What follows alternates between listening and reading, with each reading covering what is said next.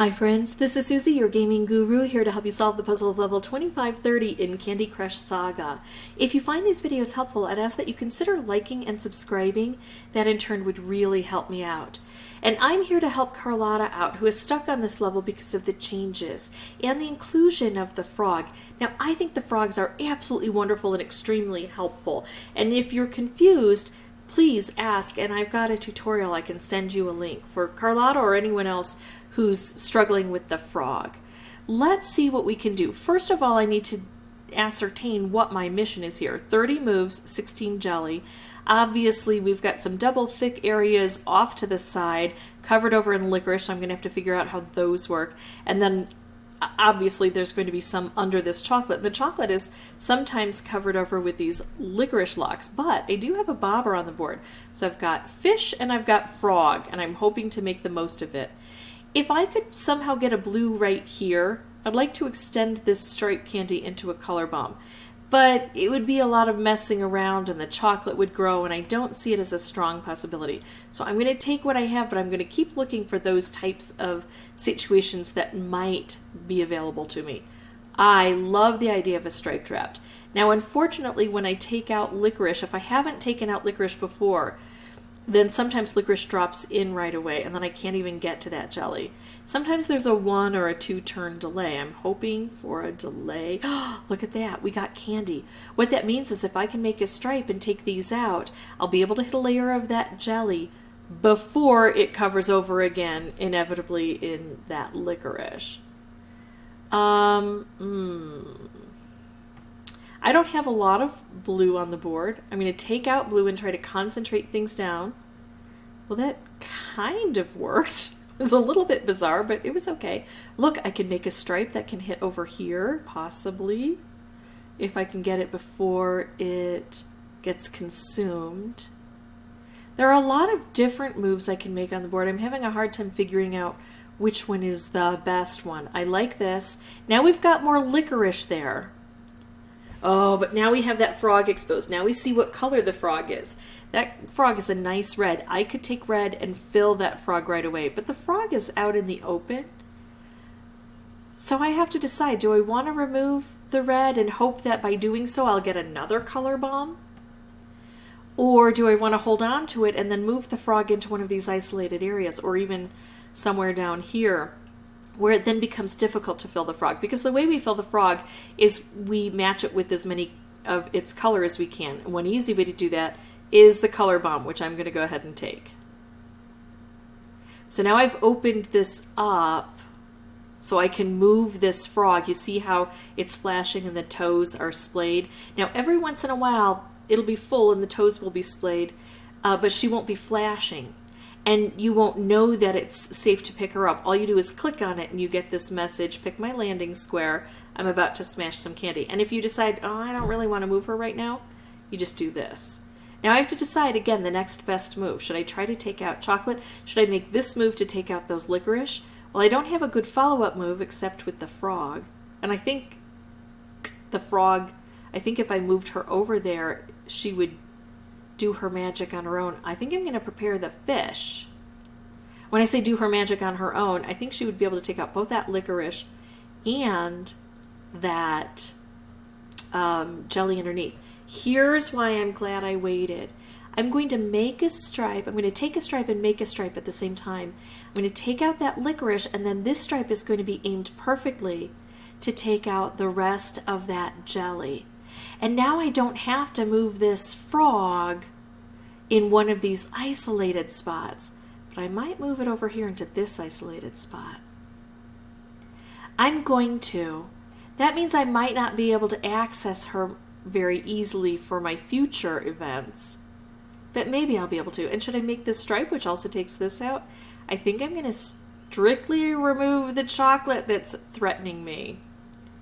Except when I've got something like this, if I can set up a striped wrapped combo, or even just a wrapped along here, that would give me some help from the fish. Not doing great here. Not able to get this paired up with anything. And now I'm kind of just making quick moves and not contemplating all of my choices. It's easy on a board like this where we have so many choices just to make a choice. So I'm going to start thinking about this differently. I'm not going to be able to get that stripe wrapped combo. Things are just covering over too much. So I'm going to do this and just blow everything up. Look at this. We should be able to maybe set this off. Nope, couldn't. Okay, what should I do? Now I might want to concentrate the colors down. Orange is not very prevalent. If I could take out all orange on the board, that would be a good choice. I can't quite though, can I? Or blue, but I need to make moves down in here. Let's do this and see what we can construct. There we go. There's something good.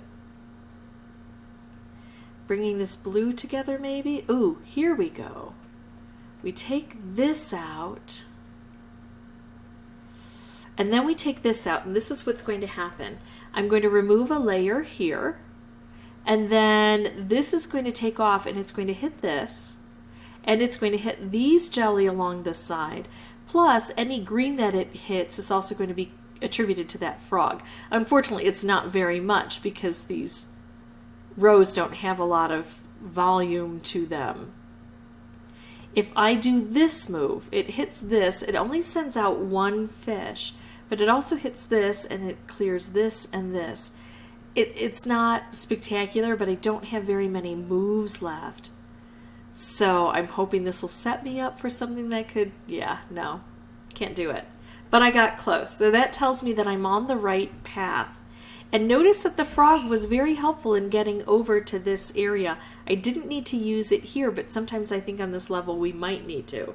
So now what I'm going to do is pause the recording, come back with a new board. I'm going to have the microphone turned off, but here's what I'm going to do. I'm going to be more careful about each of my turns because there are so many choices once we get this board opened up that I feel sometimes I'm taking a good move instead of looking for the best move.